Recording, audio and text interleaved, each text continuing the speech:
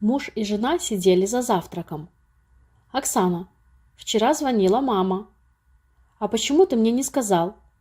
Девушка встала из-за стола. «Извини, забыл. Она сказала, что приедет сегодня вечером». Муж тоже поднялся и пошел к раковине, чтобы вымыть тарелку. «Ты забыл, а мне все выслушивать», — вздохнула Оксана. Она начала собираться на работу. «Да ладно тебе», — подошел к ней Вадим и поцеловал в щеку. «Ага, так, я вернусь в 5. А нет, надо же еще в магазин зайти». Она прикинула, сколько ей понадобится времени.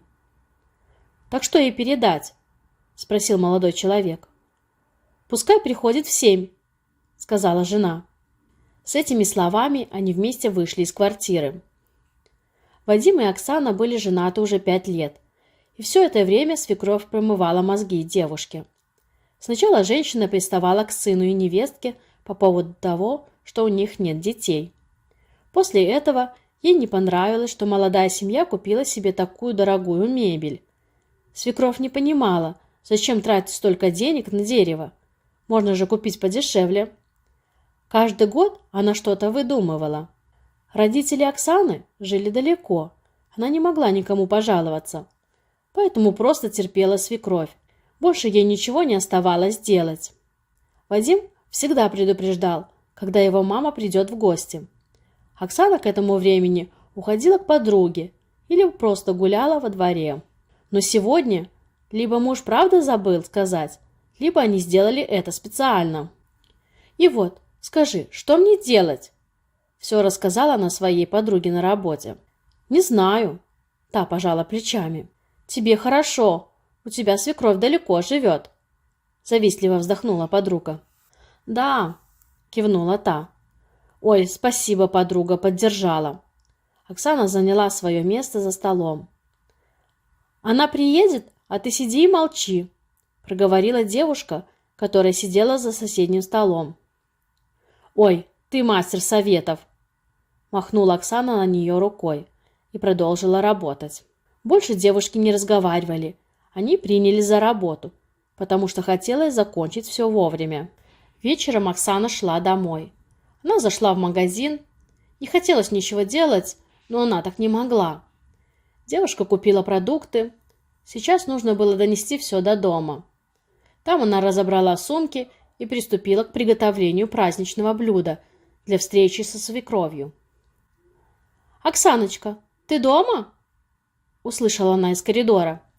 «Да, здравствуйте, Тамара Павловна!» — вышла к ней Оксана. Все вместе они прошли в комнату, где Вадим уже поставил стол. Там расселись все по кругу, а потом невестка пошла на кухню.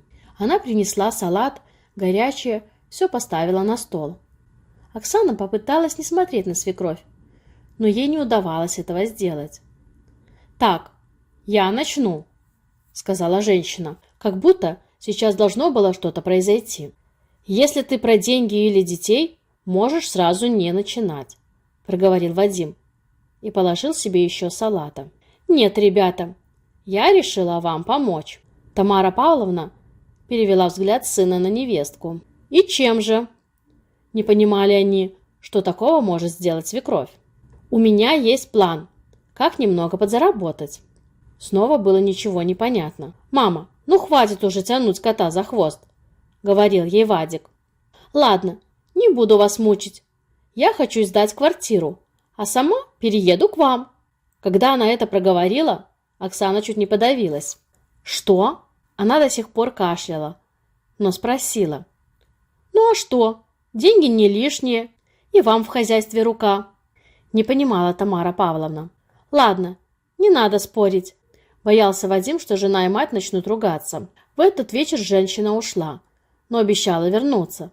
Оказалось, что квартира была уже сдана, и на следующий день мама должна приехать к ним.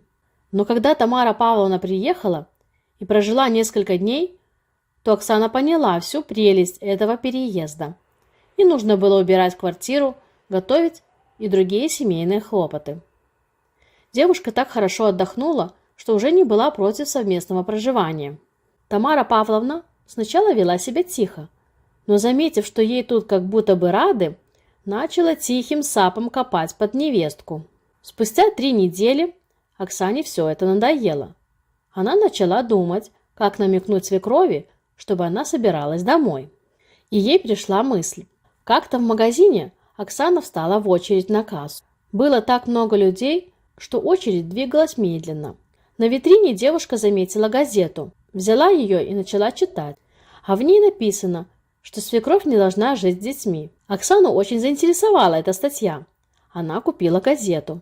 Дома невестка незаметно подложила газету в туалет, зная, что Тамара Павловна читает там.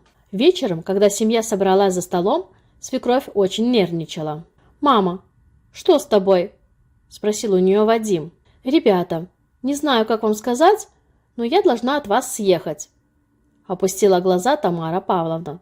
«А что случилось?» – насторожилась Оксана. «Вот, прочитала в газете.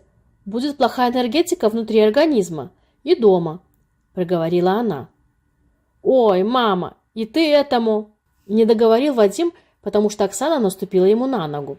«Конечно же, я тоже верю», – ласково сказала девушка.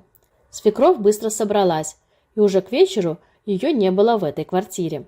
«Ну, Оксанка, лихо ты с ней!» – подошел к ней муж. «Есть своя квартира, пусть в ней и живет». С этого дня свекровь приходит только в гости.